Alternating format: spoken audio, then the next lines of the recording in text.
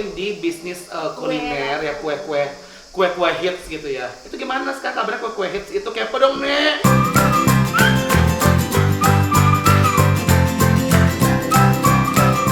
Hai, selamat sore.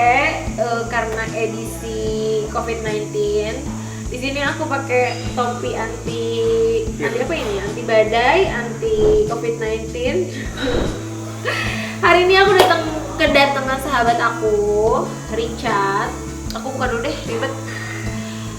Richard Ricardo, dia seorang MC hits se-Bandung dan se-Indonesia Raya yang hari ini datang ke sini untuk main.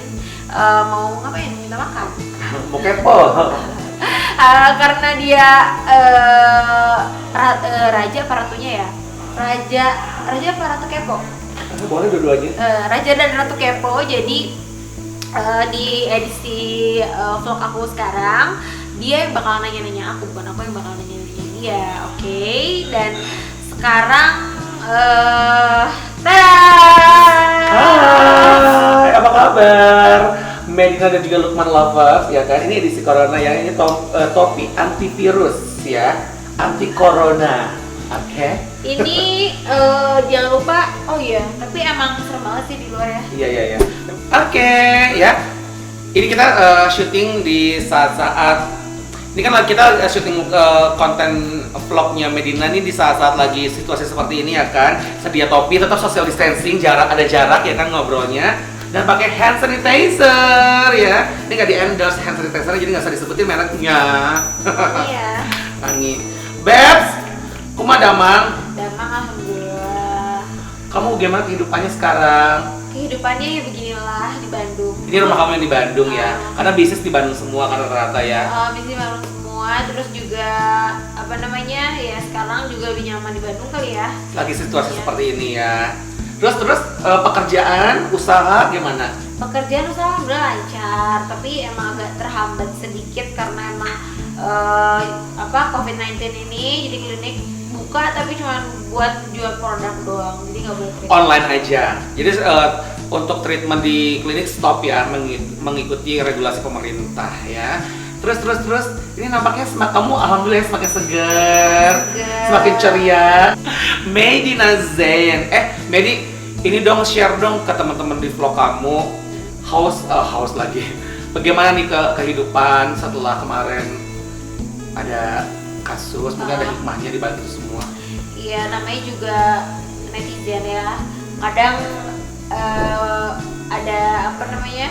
Ada bulian, ada pujian, itu hal yang biasa. Nah, cara kamu memperbaiki nama baik kamu gimana kemarin? Iya, karena aku kemarin ngerasa aku tuh nggak salah, maksudnya korban. Aku tuh korban dari sebuah isu yang membuat nama baikku sekarang harus diperbaiki. Orang tidak tahu kenyataannya seperti apa, dan itu hal yang tidak untuk dipublis juga sebenarnya seperti apa kan.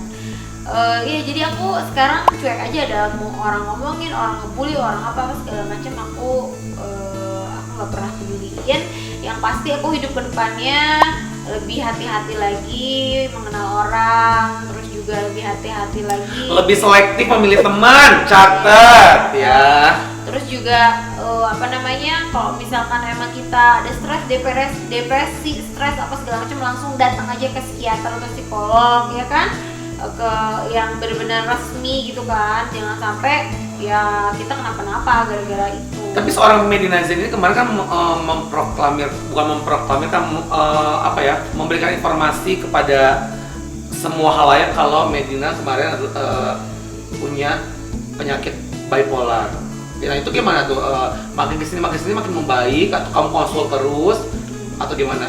Aku sebenarnya tahu aku punya penyakit ya, bukan penyakit ya, itu aku anggap tuh anugerah dari Tuhan. Karena bipolar tuh bukan penyakit sih, jadi dia tuh kayak sesuatu yang ada di diri kita. Ibaratnya kalau misalkan orang lain tuh fasenya tuh begini kehidupannya, moodnya maksudnya. Kalau bipolar tuh yang benar-benar drastis, swing banget ya. Kalau baik bakal baik banget, kalau misalkan udah nyamuk semprot kayak metong loh. Terus udah kayak gitu kalau misalkan apa namanya lagi mood. marah, lagi bad mood banget gitu. Jadi emang harus benar-benar terkontrol. Sebenarnya bipolar ini setiap manusia mungkin memiliki kali ya, tergantung moodnya. Karena kan di sini juga namanya manusia, ada masalah yang muncul. Bagaimana cara kita menyikapinya, bagaimana cara kita introspeksi diri dan lain-lain ya. Iya. Tapi aku sebenarnya aku tuh punya penyakit bipolar dari 2016. Tapi di situ tuh aku kayak dikasih obat sama dokter, kayak gue ngapain minum obat ini. Kenapa seorang Medina Zain akhirnya publish kalau Medina ada bipolarnya? Karena aku pengen ngasih edukasi tentang mental illness aja sih. Di Indonesia tuh bener-bener awam banget sih menurut aku. Jadi nggak perlu malu dong? Nggak. Kalau teman-teman di rumah ada yang bipolar, nggak harus malu untuk nggak harus malu, nggak harus kayak gini. Waktu itu aku pernah datang ke salah satu rumah sakit ngantri di psikolog. Ada orang ngeliatin aja. Di sini tuh kayak datang ke psikolog sama psikiater tuh kayak orang yang aneh. Sorry ya, gila gitu. Padahal itu tuh enggak. Kalau aku sih sekarang ya lebih percaya curhat sama psikolog profesional ya, orang profesional, psikolog atau psikiater daripada aku harus curhat sama ya aku punya teman dekat. Aku punya teman dekat cerita sama kamu juga kan sering cerita-cerita sama orang-orang juga sering cerita-cerita yang teman-teman dekat. Tapi lebih efektif. Lebih maksudnya kalau yang private banget, yang benar-benar itu membuat jiwa kita gundah gulana apa segala macam, itu lebih baik ke orang profesional karena menurut aku itu lebih lebih ada feedbacknya tuh kita tuh akan lebih baik. Betul ya. Dan yang Medina rasakan juga kalau bisa curhat sama yang profesional tuh lebih ngena ya. Oh gini. Jadi pikiran jernih dan juga memang konsul kepada orang yang tepat, dapat obat, mengkonsumsi dengan sewajarnya dari dokter, dari psikiater yang memang buat kebaikan diri sendiri sih ya. Iya. Nggak ada salahnya ya. Nggak ada salahnya. Toh di luar negeri itu ya psikiater sama psikolog tuh benar-benar laku banget. Kalau di sini tuh kayak aku lihat ya pasiennya paling cuma berapa gitu kan ya, karena emang orang Indonesia tuh kenapa sih susah banget gitu untuk sebenarnya setiap personal tuh butuh psikolog atau psikiater pribadi ya yang untuk menangani siklus kejiwaan yang notabene bukan sakit jiwa, bukan, perlu digarisbawahi, tapi ini adalah untuk mental kita yang tadi Medina bilang apa namanya istilahnya? Mental illness. Illness ya itu. Jadi aku pas tahu aku bipolar itu tuh dikasih pertanyaan kayak 1000 pertanyaan, 1000 lebih. Itu tuh cuma yes, no, yes, no, yes, no, yes, no. Itu pertanyaan lebih susah dari UMPTN nggak sih? Iya ember. Itu tuh cuma yes, no, yes, no, yes, no, yes, no, sampai berapa ribu diisi, ntar ketahuan itu penyakit kita apa. Ya ampun, aku jadi takut deh, aku bipolar. Ciri-ciri bipolar tuh satu, dia tuh hobi belanja yang nggak penting. Itu apa istilahnya manik ya, lagi manik ya? Kalau lagi manik tuh belanja yang nggak penting, bisa misalkan beli baju 5 warna, 1 model 5 warna, terus misalkan bisa ngebelanjain orang sampai duit habis. Berarti itu mood ya, mood yang berlebihan ya? Iya, jadi kayak bisa benar-benar. Terus juga misalnya kalau baik sama orang, baik banget bisa memberikan sesuatu yang ibaratnya lebih baik gue jatuh miskin, dia ketolong gitu. Dari itu kamu rasain kamu puas kayak gitu? Aku merasa kayak gitu. Puas, kalau misalnya udah ngasih orang puas? Aku ngerasa puas. Aku merasa kalau lagi manik ya, kalau lagi manik tuh kayak baik sama orang tuh itu kepuasan tersendiri yang menurut aku ya gimana ya, maksudnya ya namanya lagi manik tuh apapun dilakukan gitu. Jadi apapun yang aku ingin aku dilakukan. Kalau lagi yang depresinya lagi sedihnya, untung kalau aku kan bipolar tipe tuh. Kalau tipe tuh lebih banyak maniknya daripada depresinya. Aku tuh bersyukur kepada Tuhan dikasih manik. Makanya katanya kan aku searching tuh artis-artis yang kena bipolar kan, ada Britney Spears, ada Demi Lovato, ada Selena Gomez atau segala macam. Banyak juga pengusaha-pengusaha yang sukses yang kena bipolar itu ternyata mereka bisa hidup, bisa jalan, bisa menjalankan perusahaannya dengan bipolar itu. Jadi itu bukan penyakit kan, berarti anugerah. Dan di sini kesimpulannya kalau manik itu adalah berkah karena memberikan kebahagiaan untuk orang lain, gitu ya. Dan manik tuh jadi dalam 1 bulan itu 4 minggu, 3 minggu manik, misalkan 1 minggu aku depres. Nah pas aku depres tuh aku rasanya kayak pengen di rumah aja, nggak mau ketemu orang, nggak mau komunikasi sama orang. Mood jelek aja ya? Moodnya jelek. Tapi karena aku rajin konsul sama dokter, dalam 1 minggu tuh aku tuh kayak datang ke psikolog sekali, datang ke psikiater sekali, aku dikasih obat sama dokter. Itu tuh kalau misalkan aku lagi fasenya manik dikasih obat yang untuk manik, fasenya biar akunya di hipomanik. Jadi hipomanik tuh biar akunya tuh datar gitu. Kalau misalkan akunya lagi depresi, aku dikasih obat depresi yang biar akunya anteng Tenang gitu, ya. tenang. Tapi kan semua orang udah tahu nih kalau Medina ini seorang entrepreneur, pengusaha ya kan. Usahanya dibalik Medina istilahnya tadi cerita tentang kehidupan pribadinya, memiliki bipolar. Tapi kan usaha-usahanya sukses semua nih ya kan. Dari bidang kecantikan sukses, ya kan. Bidang fashion juga sukses, travel juga sukses, ya kan. Semua sukses. Ada satu bisnis juga nih yang sukses juga kemarin sempat booming ya kan. Join di bisnis kuliner ya, kue-kue hits gitu ya. Itu gimana sekarang?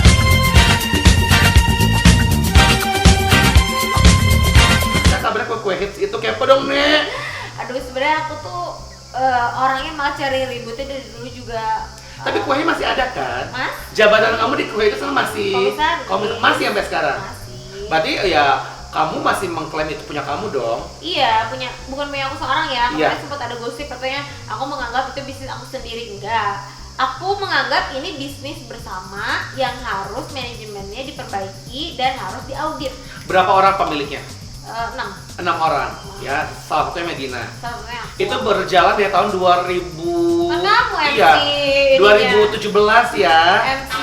Launchingnya MC meet and greet, MC apalah Dan pokoknya. akhirnya Pokoknya kieu pisan gitu ya. Apa namanya ini teh ngangenin kalau gitu ya, ngangenin terus sama media sama yang lainnya. Tapi di balik masa-masa jayanya, masa-masa hitsnya pada masa itu, Mandy juga ngerasain impactnya dong bertanya.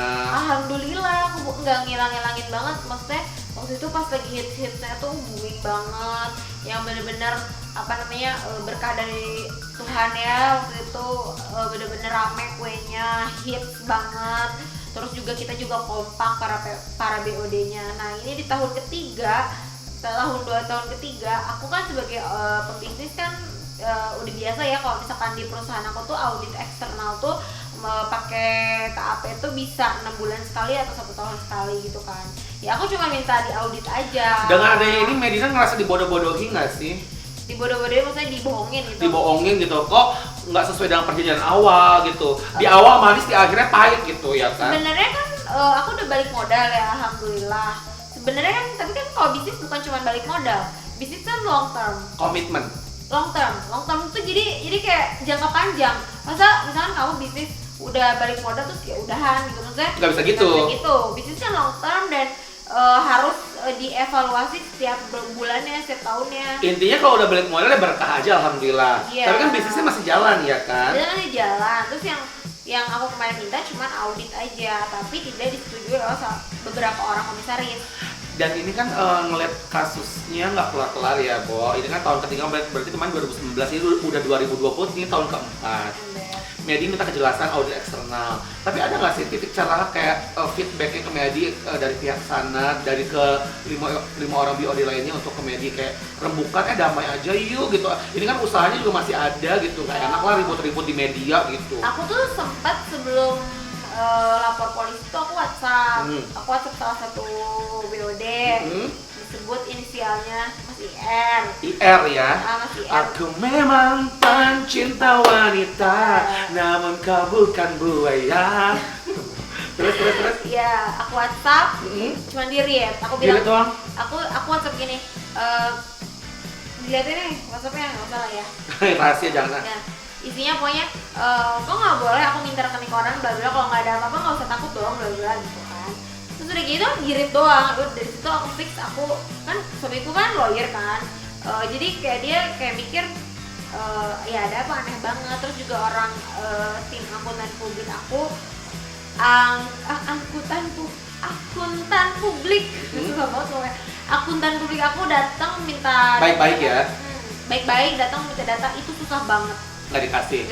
Jadi kayak ya aku disitu mikir kenapa Susah, kenapa ditutupin gitu kan, kenapa nggak transparan, terbuka. Ya. Tapi sebelum ngomongin panjang lebar nih, awalnya seorang Medina ini bisa join ke usaha kuliner itu, ke kue-kue itu kan. Kalau orang taunya Medina ini udah klinik aja kecantikan, fashion, travel, tiba-tiba nyemplung ke usaha itu awalnya gimana? Karena pertemanan? Iya kan, karena pertemanan. Aku kan dulu sama Kak Bella, sama Kak Tia kan deket ya kan. Terus kayak gitu iseng-iseng yuk. Kan sebelumnya emang Kak Iron udah duluan bikin banyak lah ya kerajaan kuenya ya. Kerajaan kuenya dia udah bikin banyak. Terus udah kayak gitu akhirnya kita mau bikin di Bandung. Ya udah iseng-iseng aja. Terus akhirnya di Bandung aku cariin tempat, tim aku cariin tempat, aku nanam saham di situ. Karena yang nanam saham tuh aku sama Bella kan. Yang lainnya kan sahamnya kan kosong gitu kan. Terus aku sama Bella kan nanam saham dan akhirnya aku cariin tempat, dapet tempat dan alhamdulillah akhirnya kuenya berjalan. Dan di situ aku pasif itu kan aku nggak naruh orang sama sekali, aku percaya aja semua sama manajemen. Karena pertemanan kieu pisan tanya. Percaya pokoknya. Dan akhirnya jadi masalah kayak gini aku sedih banget. Tapi itu berhubungan dengan bipolar tadi berarti karena manik itu ya udah senang-senang aja berbagi gitu ya. Iya, enggak juga ya. Maksudnya aku di sini bukan masalah uang ya. Jujur bukan masalah uang, tapi ya udah kalau misalkan salah katakan maaf, terus juga audit. Aku cuma ingin kata maaf, kedua audit, ketiga ya kalau misalkan memang ada mismanagement kita rembukin bareng-bareng. Itu yang Medina inginkan. Tapi kan kenyataannya kasusnya sudah naik ke penyidikan ya. Itu kalau Medina ada kata damai, misalkan mereka ngajak damai, pingin nggak sih rembukan damai? Aku masih membuka ini kok pintu maaf karena juga apa ya kan teman ya, terus udah kayak gitu juga capek ya bolak-balik ke kantor polisi ngasih keterangan segala macam. Tapi ya namanya bisnis kan aku bilang pertemanan. Nyamuk kepo deh nyamuknya kayaknya Medina versi Medina deh nyamuknya deh. Bisnis pertemanan. Kalau misalkan emang bisnisnya mau masih berjalan ya ayo kita benerin bareng-bareng gitu. Tapi tiket baiknya nggak kelihatan sama sekali. Malah waktu itu kan katanya sempat telepon ke suamiku minta bayun tapi nggak ada sampai sekarang. Ya udah, jadi akhirnya suamiku lapor ke pihak yang berwajib. Ya pokoknya apapun itu permasalahannya, intinya yang terbaik untuk kasus ini ya. Ini dibilang kasus nggak sih Medina? Kasus lah. Iya. Kasus karena kan udah mau tahap sidik. Kalau sidik itu berarti kalau nggak salah ya ini kan suamiku sering ngasih aku knowledge ilmu, ya gitu ya. Ilmu. Katanya kalau misalkan sidik itu berarti polisi sudah yakin kalau misalkan di sini itu ada kejanggalan dalam bisnis ini. Jadi kalau udah sidik biasanya ke tahap naik lagi ke tahap sidang. Gelar perkara. Kalau udah gelar perkara nanti P21 nanti baru diputuskan itu bersalah atau tidak.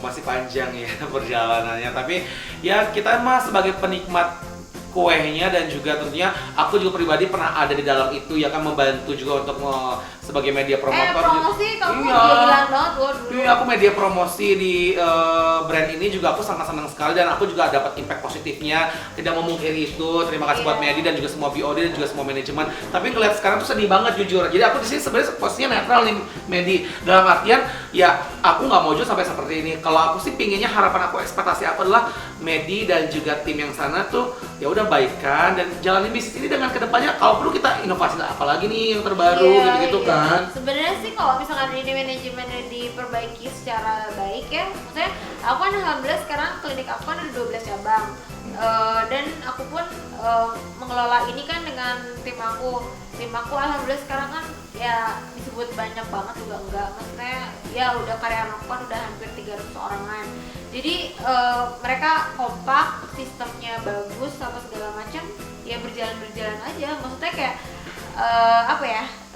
bisnis tuh kalau dijalani dengan baik, di audit yang tadi salah satunya kan, terus juga kita controlling, kayak gitu juga kita harus sering-sering evaluasi sama tim.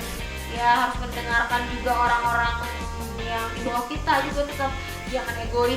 Jadi kita bos, kita egois, kita harus mau apa yang kita mau, apa yang kita inginkan diturutin sama bawahan. Kita juga harus ngedengerin apa yang dikatakan sama bawahan.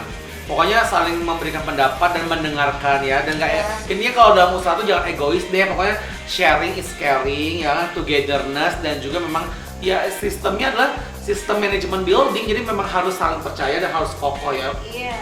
Harus saling mengcover semuanya. Tapi kamu kemarin rame nih ya, kepo lagi ya kan sebagai Miss Kepo. Kemarin kan aku lihat nih di sosial media, wah kok malah mencuat lagi nih, malah masuk ke lambe-lambean. Iya kok bisa. Aku tuh habis banget dibully banget karena kenapa itu? emang ya saudari I dan saudara LCB itu dia kayak posting di story sama di Instagram. Itu menanggapi klarifikasi kamu di Instagram atau gimana? Mungkin. Enggak, aku enggak posting dulu di Instagram. Oh. Dia tiba-tiba bikin surat, tapi suratnya itu diposting di Instagram. Oh, jadi rame lah ya. Jadi rame lagi, akhirnya aku bikin video karena menurut aku video lebih jelas gitu kan ngomongnya. Walaupun emang kenapa sih Kak baca gitu? Ya kan aku harus terstruktur ngomongnya. Takut salah, terus Iya. kalau salah dibully lagi ya kan. Kan panjang, Bo. Ya Netizen kan? mah karena sok tahu deh, ya kan. Tapi hubungan kamu sama mereka sekarang gimana? Unfollowan, blok-blokan, atau masih berkomunikasi tuh gimana? Sempat ada yang ngeblok ya mbaknya, tapi udah unblock. Tiba-tiba kayak nanya, kok Instagram Medina udah nggak bisa dicari, padahal dia yang ngeblok. Gue juga bingung kenapa ada apa gitu kan. Tapi ya aku berpikir positif aja sih, kayak mungkin lagi emosi lah ya. Terus juga aku juga sekarang santai aja. Kalau misalkan kebenaran itu nggak pernah terkalahkan, kebenaran itu tidak pernah mendua, Akan terungkap nantinya akan ya. terungkap. Aku nggak pede aku bener ya, tapi kebenaran itu akan terbukti nanti. Terakhir berhubungan dengan mbaknya, masnya kapan? Waktu aku sempat dinyatakan sakit bipolar, itu sempat dia kayak WhatsApp masih Support. support di WhatsApp, terus juga sempat kayak kita posting-postingan di Instagram kayak gitu. Sebenarnya juga aku juga ngerasa aku nggak ada masalah sih sebenarnya, kalau pertemanan nggak ada masalah gitu. Cuman kalau misalkan masalah yang ini ya beda lagi cerita. Jadi sebenarnya yang Medina permasalahkan adalah, susah banget sih. Yang Medina Zen permasalahkan itu adalah bisnisnya, ya. Bisnisnya, Yang perlu manajemennya. yang digarisbawahi adalah bisnis is bisnis, pertemanan adalah pertemanan, ya. Terus ya harapan kamu dengan adanya udah ke penyidikan, ya kamu nggak muluk-muluk dan pasti kamu pingin terungkaplah kebenarannya. Tapi seberapa yakin kamu akan memenangkan kasus ini? Kalau persentase sih aku yakin 100% aku ya 100%, 99,9% aku insya Allah kalau misalkan ini ya aku menang sih, karena aku udah punya bukti Yang cukup kuat banget, dan aku memegang beberapa data juga, dan ya insya Allah polisi juga pasti mereka juga nggak mungkin dong naik sidik kalau misalkan buktinya nggak cukup ya. Tapi kerugiannya banyak, kerugian material kamu. Sekarang udah 4,3 M yang kamu tuntut itu ya, yang maksudnya itu hak kamu ya. Tapi ada lagi yang belum terungkap. Itu tuh belum semua sih diaudit, karena emang kita susah banget dapet data. Jadi itu tuh datanya tuh susah banget, kayak kita meminta mencari jarum dalam jerami. Jadi kayak susah banget untuk meminta data. Berarti tim dari sana menutup-nutupi ataupun menghalang-halangi kamu untuk sangat. Jadi susah diajak ngobrol, susah diajak klarifikasi, terus juga meminta data aja susah, jadi gimana mau audit gitu kan. Jadi kan capek sendiri ya. Ya pokoknya aku sih nggak sabar menunggu hasilnya, kayak kalau bisa damai-damai lah ya. Maksudnya baik lagi lah ke semula, kan bagaimanapun ya memang awalnya berteman baik ya kan. Dan adanya bisnis ya akhirnya seperti ini jadi pelajaran ya. Makanya ini mungkin Medi mau nyampein ke teman-teman yang nonton, netizen ataupun fans Medi, kalau memang berbisnis itu dengan temen tuh ya berhati-hati atau gimana gitu. Enggak sama teman.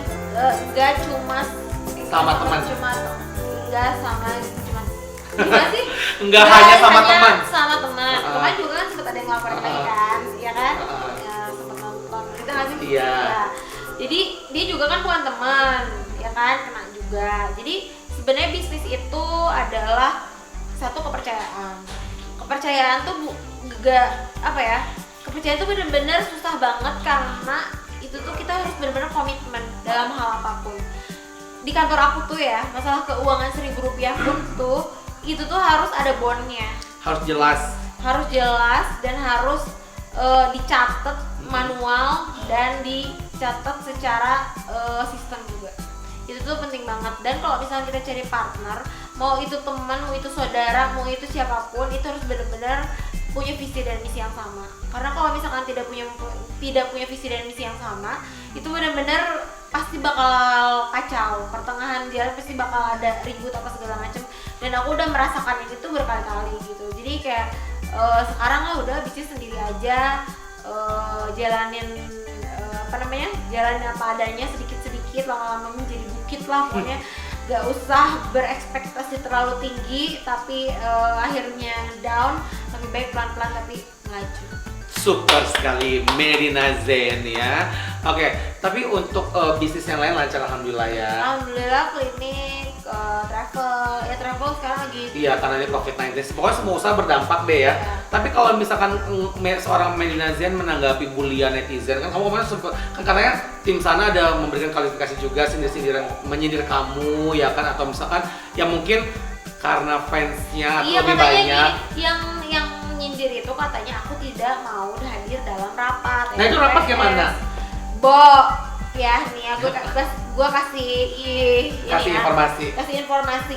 RUPS itu harus ada undangannya minimal 14 hari sebelum RUPS itu dilakukan. Kalau H-1 RUPS, jadi gini, misalkan RUPS besok, baru telepon atau baru telegram, RUPS besok ya, nggak bisa, gue nggak dateng lah. Gue nggak datang karena emang RUPS itu 14 hari gitu. Jadi dan kemarin dimintanya RUPS-nya dadakan H-1, jadi ya mana mau gue. Terus dengar-dengar kata kamu minta di Bandung, mereka nggak mau. Ya enggak, enggak. Mereka minta di Jakarta. Oh ya di Jakarta, kamu nggak mau? Nggak bisa lah bikin RUPS di Jakarta karena kan tempat domisili di Bandung. ininya bisnisnya di Bandung. Tapi katanya berhubung mereka suara yang lebih baik di Jakarta, kamu disuruh ke Jakarta. Tapi nggak boleh. Nah, kan keadaan kamu juga dalam akta juga nggak boleh. Oh, nggak boleh ya. Dan kebetulan keadaan kamu juga kemarin lagi hamil juga ya. Aku waktu itu habis melahirkan. Oh, habis melahirkan ya. Habis melahirkan, aku nggak mau datang.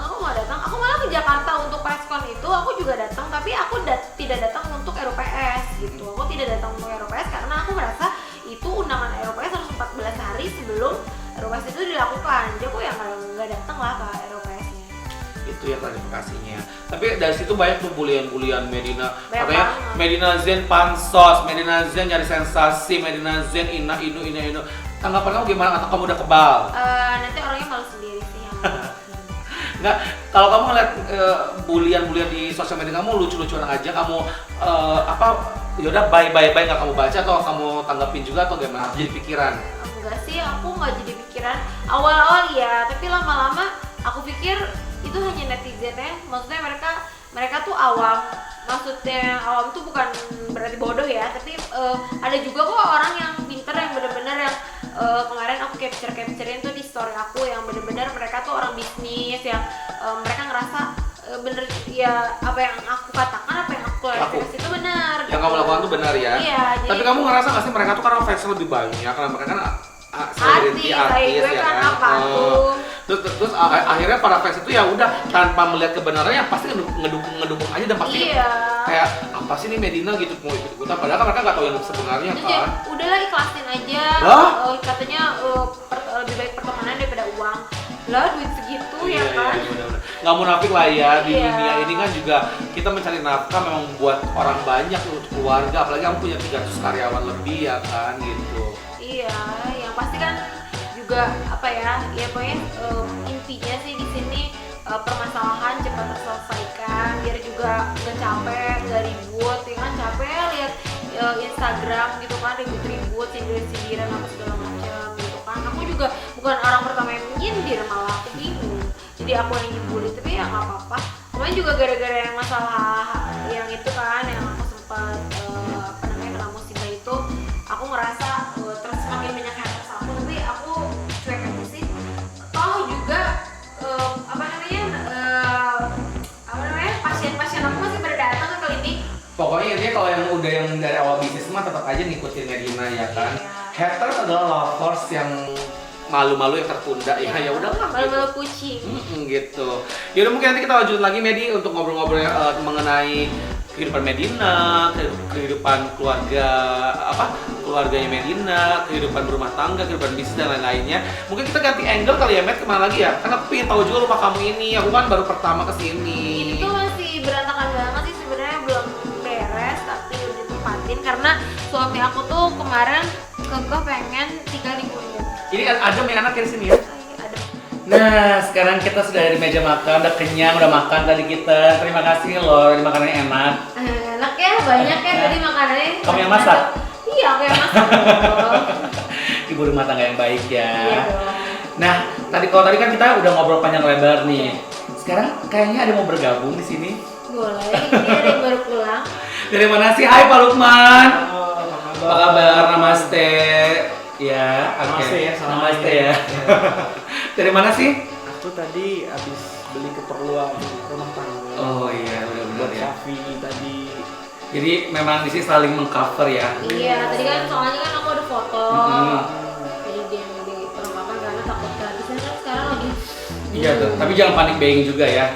Stok seperlunya. Nah, kebetulan ada Pak Lukman nih, aku mau nanya nih. Tadi kan kita udah cerita di atas Dulu nih. tadi aku ketinggalan banyak dong ya. Iya. Ngomongin apa aja? Tadi aku udah nanya-nanya ke Medi kepo-kepo kan mengenai ya kehidupan keluarga, kehidupan berbisnisnya, karirnya.